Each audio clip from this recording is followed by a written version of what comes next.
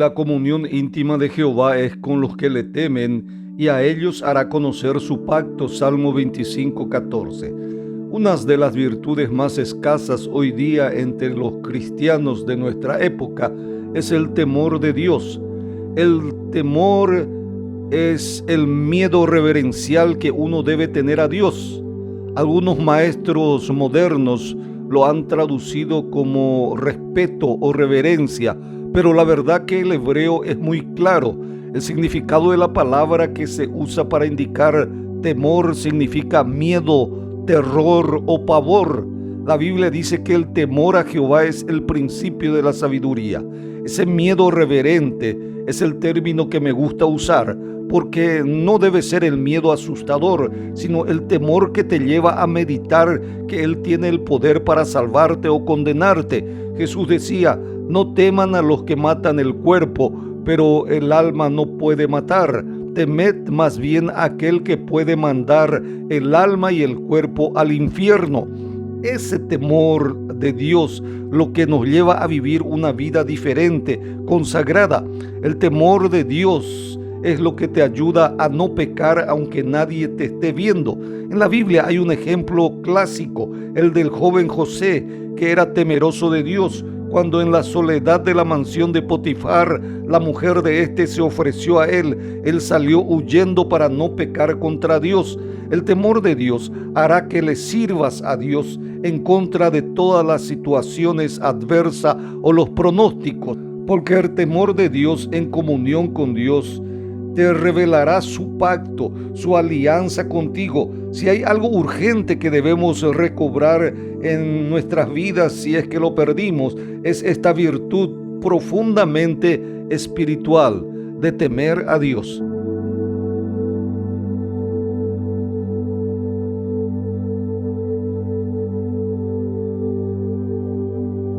Y de cierto os digo que cualquiera que diga a este monte: quítate y arrójate en el mar, y no duda en su corazón, sino que cree que será hecho lo que dice, lo que diga le será hecho. Marcos 11:23.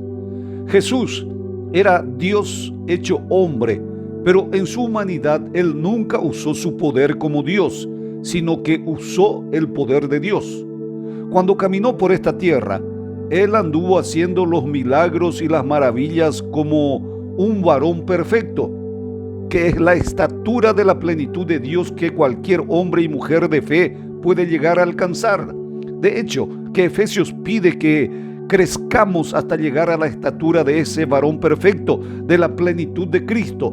Cualquiera que logra este desenvolvimiento espiritual y de carácter, esta entrega divina, puede hacer lo que Jesús hizo y aún mayores obras. El propio Jesús lo dijo, los apóstoles lo demostraron y algunos pocos hombres y mujeres de nuestro tiempo lo vienen repitiendo desde entonces. El énfasis en el contexto de nuestro texto es la fe y la fe en Dios. Jesús con su palabra había secado la higuera estéril. Los discípulos se admiraron con ese hecho y Jesús les dice: tened fe en Dios. De cierto os digo, cualquiera que diga a este monte, cualquiera, soy yo, es usted, cualquiera lo puede hacer. Lo que importa es que crea de verdad en Dios. Solo hay un detalle: debes tener la estatura de la plenitud de Cristo, debes conocer y entender a Dios, discernir su voluntad. Está en tus manos crecer a la estatura del carácter del varón perfecto y hacer las obras de Dios que Dios quiere que haga entre los hombres. Jesús no solo enseñó y predicó, Jesús hizo milagros, trajo soluciones para el ser humano, claro, sobre todo la salvación, a través de su vida entregada para el hombre y derramada en el hombre por medio de su Espíritu Santo.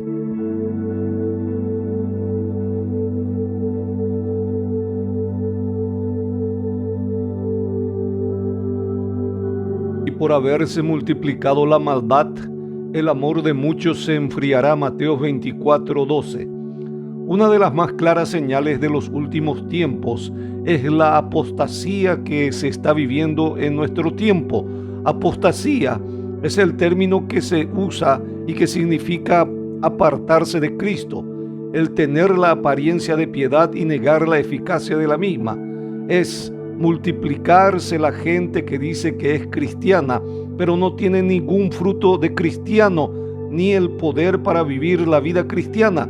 La causa de esto es que cada día más gente se acerca a Dios con intereses materialistas, movidos por sus propios deseos y concupiscencias de suplir sus necesidades más materiales, y no porque quieren a Jesús, y no porque quieren la vida eterna. El verdadero Hijo de Dios siempre estará lleno de amor y humildad, porque Dios es amor. Sin embargo, aquellos que no le conocen serán fríos, desinteresados, despreocupados con su vida espiritual. Sus actividades sociales son más importantes y preponderantes que las actividades espirituales. Asistirán a la iglesia solo los domingos, y si es que tiene tiempo, no tendrá ningún interés en ganar almas para Jesús. No va a predicar el evangelio porque no viven una vida centrada en Cristo, sino en sí mismo. Como dice Pablo a Timoteo, serán amadores de sí mismos y de sus cosas, implacables, calumniadores, crueles, aborrecedores de lo bueno, traidores, amadores más de los deleites de este mundo que de Dios. Hoy es tiempo de volvernos completamente a Dios, entregar nuestros corazones y pedir que Él nos dé un corazón blando y que saque el corazón de piedra que hay en muchos. Buscar ser lleno del Espíritu Santo cada mañana y aprender a amar al prójimo como a sí mismo, y orar por los enemigos que te persiguen y hablan mal de ti, y ahí serás un hijo de Dios.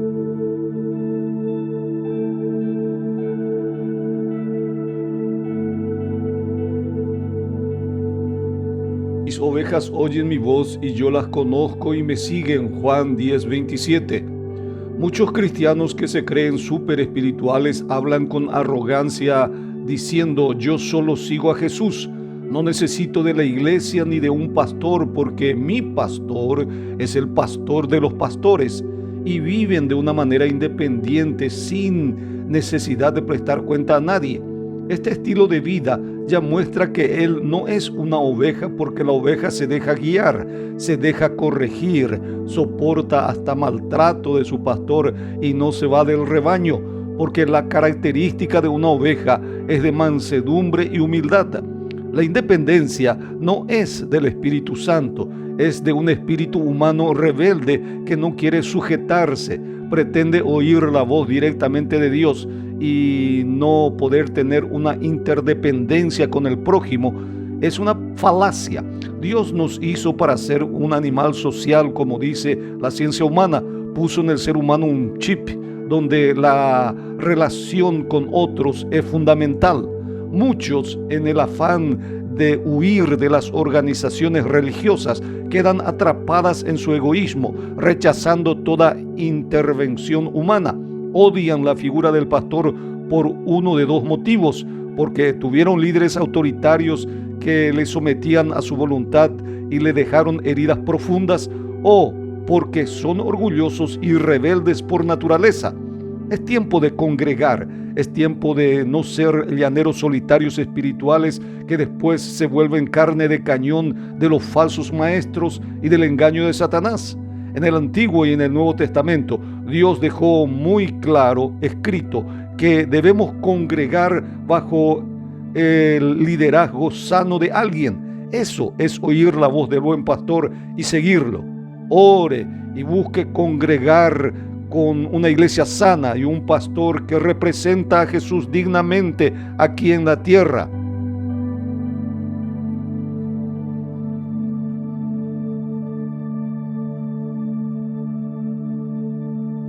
Obedeced a vuestros pastores y sujetaos a ellos, porque ellos velan por vuestras almas como quien ha de dar cuenta, para que lo hagan con alegría, sin quejarse, porque eso no es provechoso. Hebreos 13:17.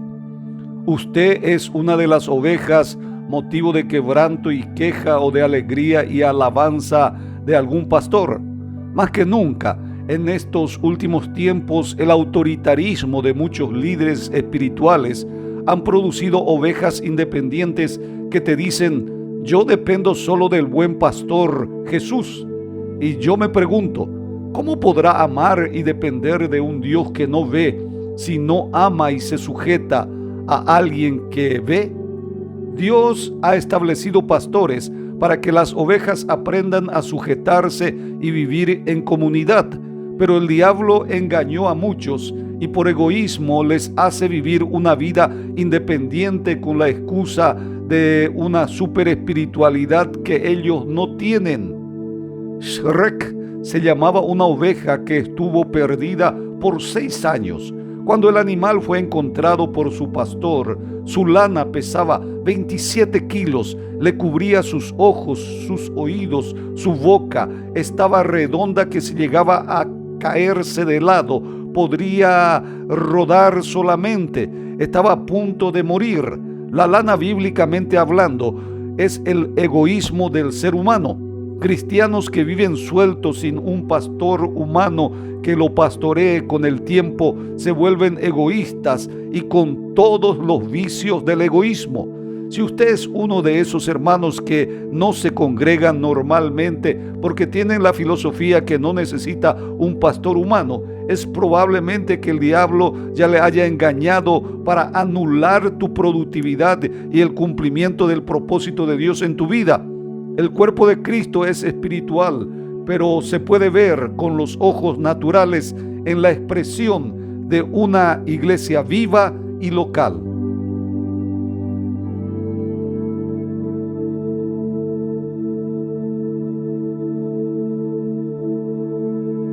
Y esta es la vida eterna, que te conozcan a ti, el único Dios verdadero, y a Jesucristo, a quien has enviado. Juan 17:3. Leí un artículo donde dice que los científicos modernos proponen 6 maneras de alcanzar la vida eterna sin Cristo, que cito a continuación. La vida eterna criónica, que consiste en congelar el cuerpo y el cerebro de una persona con la esperanza de poder resucitarlo en el futuro cuando se descubra el elixir de la vida eterna. Solo en Estados Unidos existen 143 compañías que congelan cuerpos cobrando altas sumas de dinero. Segundo, la digitalización del intelecto. Es tratar de simular en un ordenador la parte del cerebro responsable del pensamiento consciente.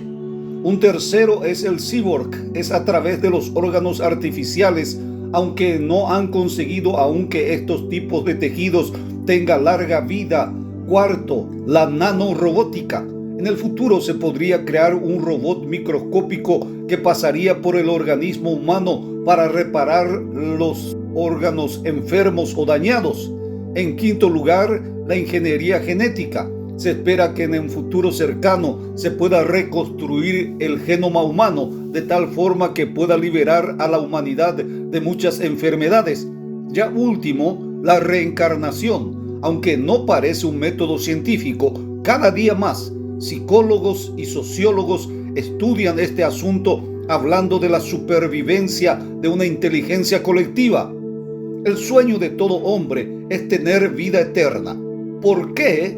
Porque Dios plantó en el ser humano ese chip de querer vivir para siempre. Pero como vimos, ninguna de estas 6 posibilidades garantizan aún la vida eterna. Mientras que ellos estudian las posibilidades, el hombre sigue muriendo y condenado a la mayoría a una muerte eterna que no es otra cosa que la separación permanente de Dios. Jesús ya dijo, esta es la vida eterna, que te conozcan a ti, el único y sabio Dios, y a Jesucristo, a quien tú enviaste.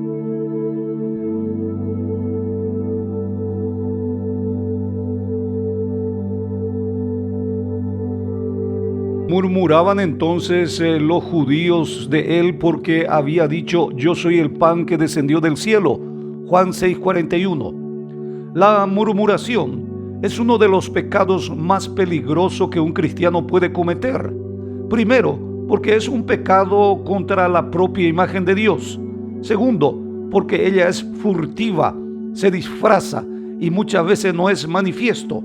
La murmuración es un pecado que constantemente se puede observar en la vida de los escribas y fariseos contra Jesús. Ella es un pecado típico de gente religiosa que perdieron la vida de Dios en sus vidas, que entristecieron el Espíritu Santo y carece de sensibilidad espiritual y conciencia de pecado. En nuestro versículo comenta que los judíos murmuraban contra Jesús porque él había dicho una verdad que no les gustó a ellos. Yo soy el pan que descendió del cielo. Existen hechos, verdades que pueden que no entendamos o lo entendamos mal. En ese momento, cuando no nos gusta algo, tenemos que cuidar lo que vamos a decir. El pueblo de Israel no entendió el plan de Dios en el desierto y porque sintieron cansancio, calor y hambre, comenzaron a murmurar contra Moisés y contra Dios. Y parece que tenían razón, pero desagradó a Dios. Y fue uno de los pecados por el cual la primera generación no conoció la tierra prometida, la tierra que emana leche y miel.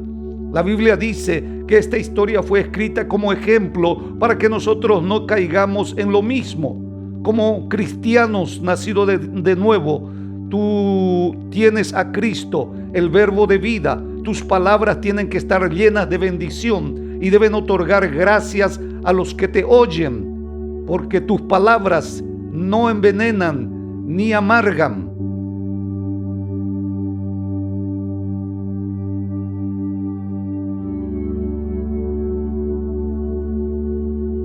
Trabajad no por la comida que perece, sino por la comida que a vida eterna permanece, la cual el Hijo del Hombre os dará, porque a éste señaló Dios el Padre.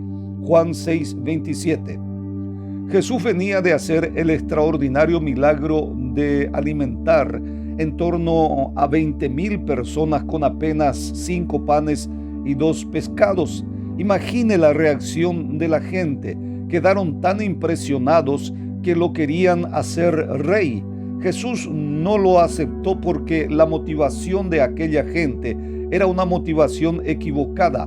En el versículo anterior Jesús les dice: me buscáis no porque habéis visto las señales, sino porque comiste y porque os saciastes. Aquella gente no buscaban a Dios por entender que aquello era una señal que indicaba que Jesús era el Mesías, sino lo buscaban por la satisfacción carnal física que recibieron. Este sigue siendo el gran problema de hoy. Buscan a Jesús para hacerlo rey de sus vidas, para conseguir algo bien terrenal o para que no venga ningún mal sobre ellos. Por eso sale Jesús y dice: trabajad no por la comida que perece, sino por la comida que a vida eterna permanece.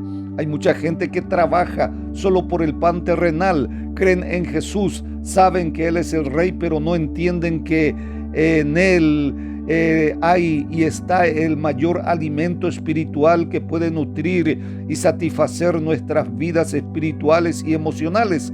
La verdadera vida no es esta vida. Esta vida termina rápido, pero la vida que encontramos en Cristo permanece para siempre. Esa comida que el Hijo del Hombre os dará, porque a este señaló Dios el Padre para ser el Mesías, el Hijo de Dios, el Salvador, el Redentor de esta humanidad.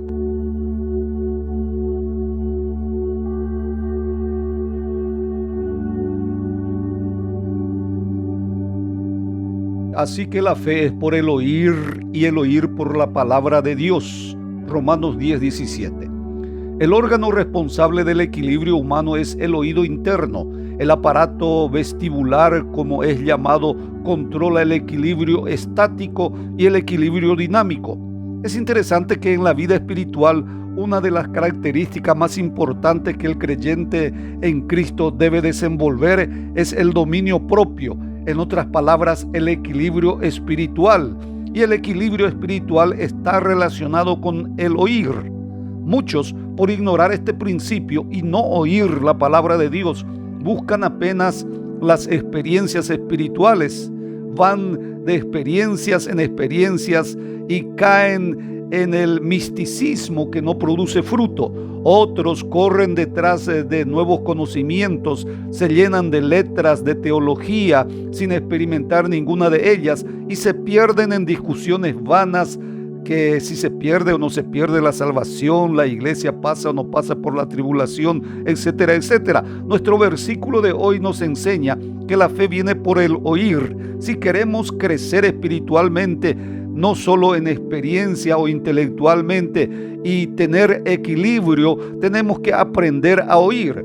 Muchos no tienen paciencia para oír. Si lo que oye no le emociona, no toca sus sentimientos, él no escucha. La palabra no estaba buena. Debemos aprender a sentarnos y oír con paciencia.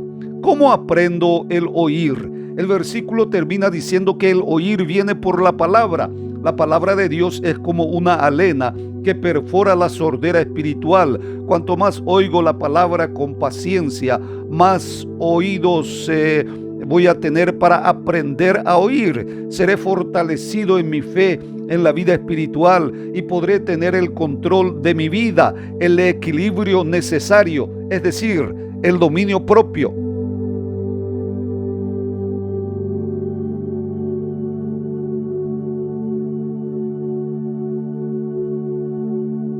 Porque ¿qué aprovechará el hombre si gana todo el mundo y perdiere su alma?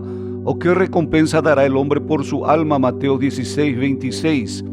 Existen en este mundo millares de personas que no le importa absolutamente nada sobre su vida espiritual. Viven la vida y dicen creer en Dios, pero viven la vida como ateos funcionales, como si Dios no existiera. Incluso algunos que están en las iglesias trabajan solamente para adquirir cosas materiales, gastan sus horas, días detrás del vil metal y no tienen tiempo para ocuparse de su propia alma.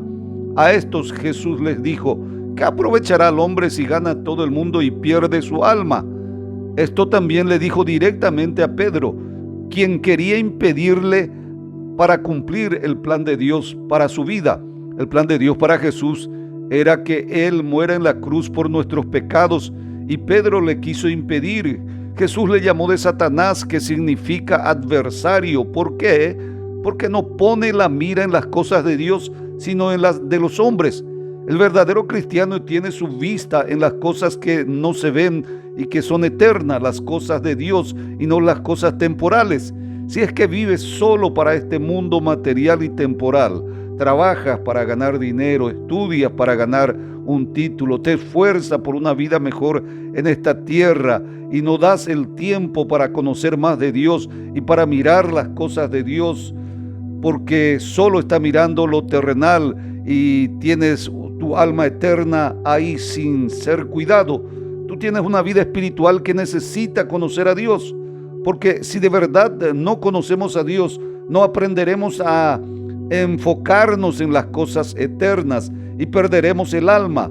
Y no hay precio que podamos pagar por nuestras almas a más del precio ya pagado por Jesús en la cruz del Calvario.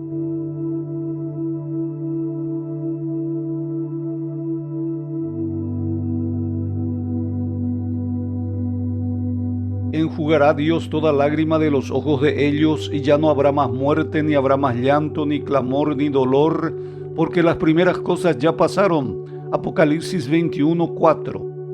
En el evangelio que se predicaba hace unos 30 años atrás, el cielo era un tema obligado y los creyentes oían y se regocijaban en este mensaje. Fue el evangelio que conquistó mi corazón adolescente, pero perdido y frustrado. Hoy se predica tan poco sobre la eternidad, se prioriza lo temporal. La impresión que da es que tanto bienestar económico de muchos cristianos, demasiado se halla en la tierra, que no tiene ganas del cielo. Hoy escuchamos poco de las promesas de Jesús: en la casa de mi Padre muchas moradas hay, o de las calles de oro y muros brillantes como el cristal.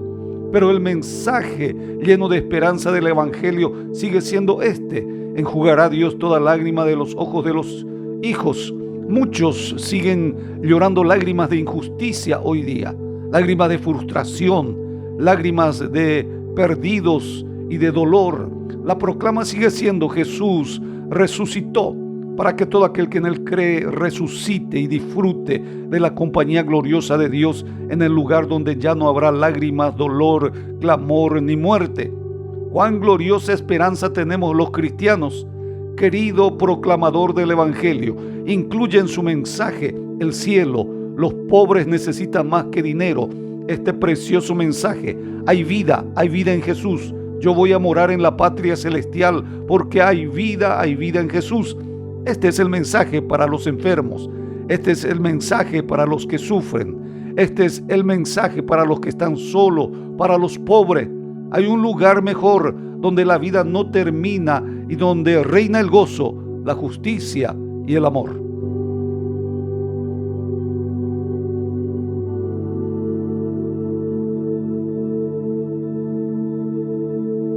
No os acordéis de las cosas pasadas, ni traigáis a memoria las cosas antiguas.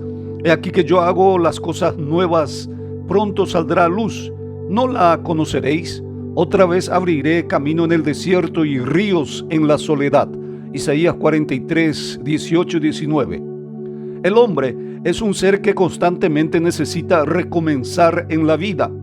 Por eso, uno de los términos más famosos de hoy en el mundo es resiliencia, que es la capacidad de adaptarse a la adversidad, a los desafíos y a las mudanzas sin ningún daño emocional y volver a empezar. Este versículo nos habla de por lo menos 3 verdades para volver a empezar. Primero, no os acordéis de las cosas pasadas ni traigáis a memoria las cosas antiguas. Hay gente que queda trancado en el pasado. Su memoria se queda anclado a alguna situación, alguna experiencia traumática o negativa de la vida. Otros no perdonan a alguien que lo dañó o no se perdonan a sí mismo. Dios te dice este día: perdona y suéltate del pasado. No os acordéis ni traigáis a memoria. Segundo, aquí yo hago cosas nuevas. Dios es el creador por excelencia. Dios es Dios de novedad. Este año Él hará cosas nuevas para ti. Por eso es necesario despojarte de las cosas viejas para dar lugar a lo nuevo que el Señor tiene preparado para tu vida. Y en tercer lugar, otra vez abriré camino en el desierto y ríos en la soledad. Otra vez significa que Él ya hizo alguna vez en el pasado y ahora lo volverá a hacer. Dios es el Dios de lo imposible. Crea en Él como Salvador, no solo para la eternidad, sino también para este tiempo. Si quieres tener un nuevo comienzo en tu vida, que Jesús sea tu Señor y dueño, y olvídate del pasado, comienza de nuevo, porque Dios está haciendo cosas nuevas, cosas imposibles. Él puede convertir en cosas posibles.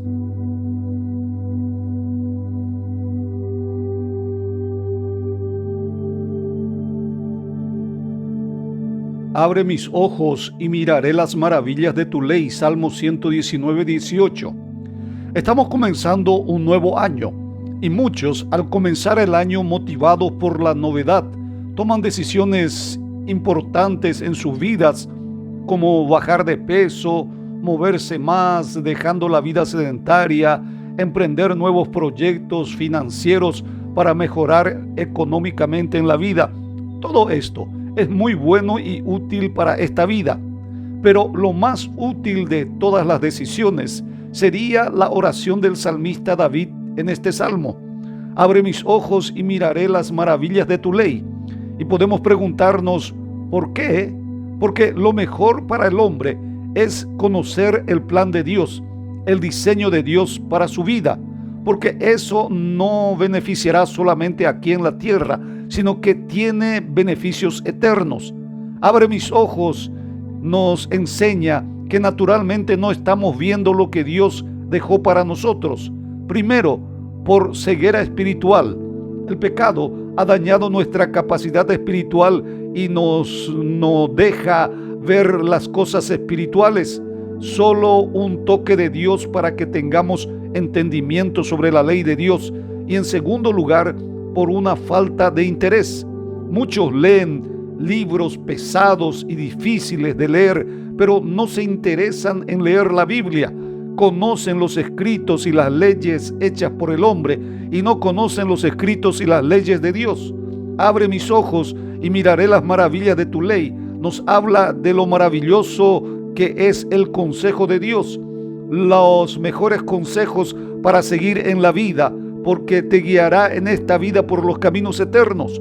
Por tanto, si hay alguna buena decisión que debes tomar al comenzar este año, además de lo citado primeramente, es orar a Dios esta oración de David y decidir conocer y seguir los consejos de Dios para aprender el propósito de Dios para tu vida.